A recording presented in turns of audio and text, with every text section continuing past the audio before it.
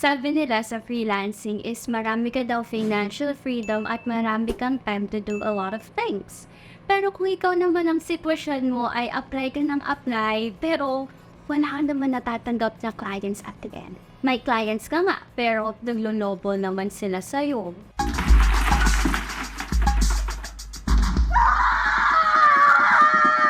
Or lagi kang napaburnout dahil sobrang pagod at sobrang puyat ka kasi niwala pang night shift ka pala. And worse, wala kang time sa sarili mo and sa family. Ito din ba ang nararanasan mo as a freelancer? Or marami kang mga naririnig sa mga ibang freelancer na not so good experience nila sa freelancing or mga hindi magandang experiences sa kanilang mga clients? Well, here is the 5 mistakes that I regret doing as a freelancer. So you don't have to face the consequence that comes with it.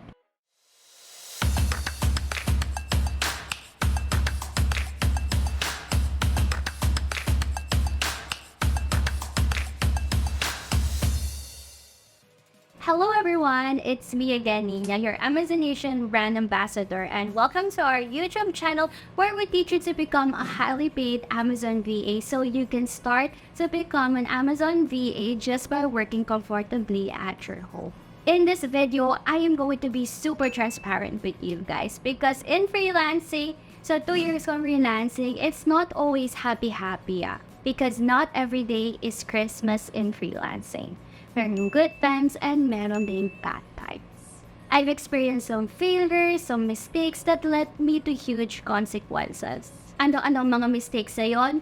Mistakes about work agreement, about my schedule, finding clients, and even my mental health. But experiencing those mistakes, it lead me naman to greatness by learning from them. And you don't have to make the same mistakes para lang matutunan mo yun.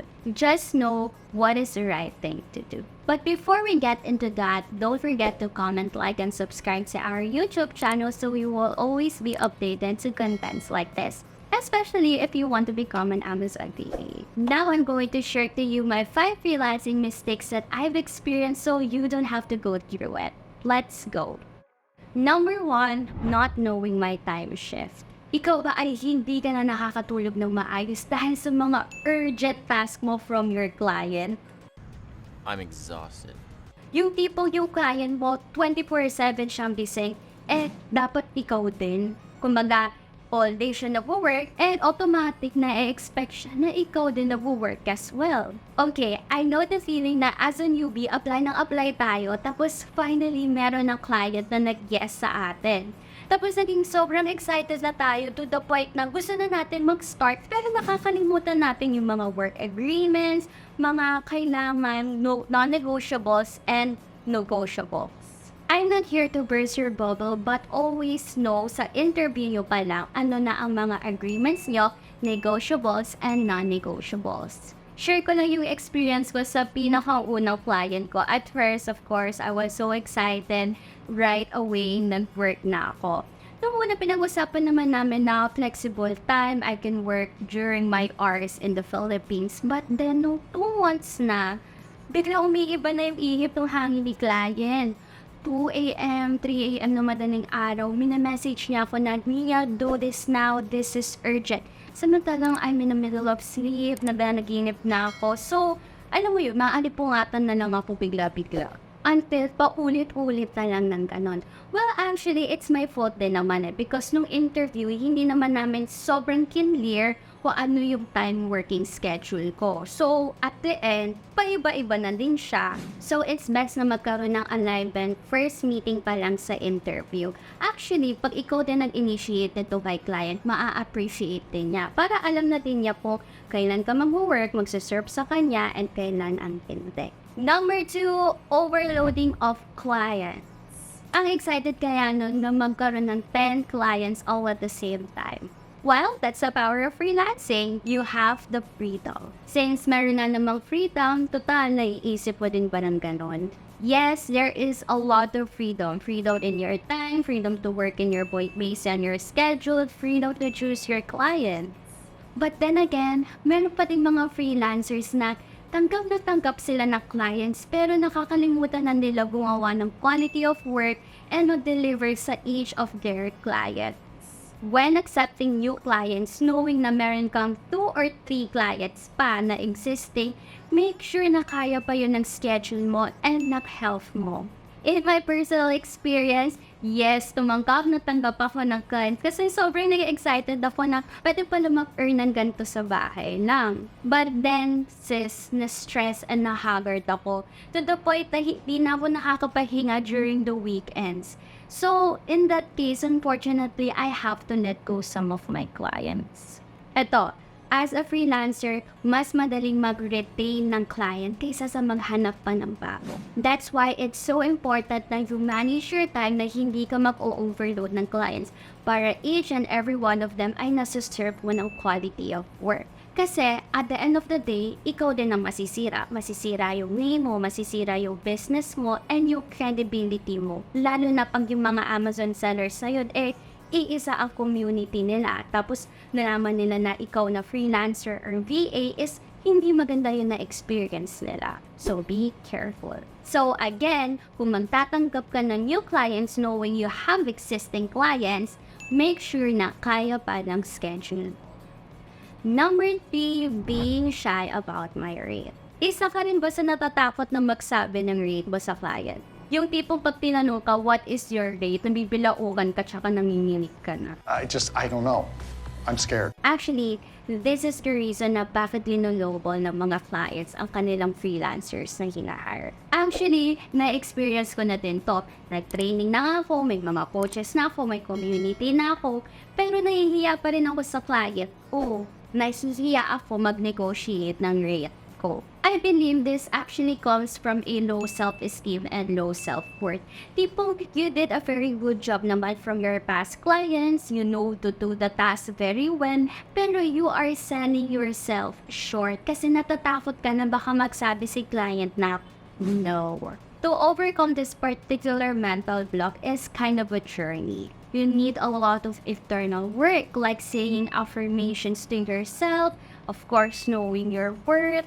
By doing this, you have to tell them what you have accomplished and what you can bring to the table. Don't let your imposter syndrome keep you from your success.